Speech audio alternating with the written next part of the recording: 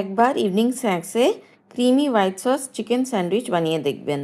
এর জন্য প্রথমে প্রেসার কুকারে বাটার, আদা রসুন পেস্ট, গোলমরিচ আর মাংসগুলো নামিয়ে একটু ভালো করে সাদা হওয়া অবধি নাড়াচাড়া করে নেবেন। এরপরে সয়া সস, ভিনেগার, পরিমাণ মতন জল আর স্বাদ অনুসার লবণ দিয়ে আর কটা ভেজিটেবলস আপনার পছন্দ দিয়ে একটা সিটি অবধি প্রেসার হতে দেবেন। ঢাকনা খুলে দেখবেন মাংসগুলি সিদ্ধ হয়ে গেছে আর ওইগুলো শ্রেড করে নেবেন।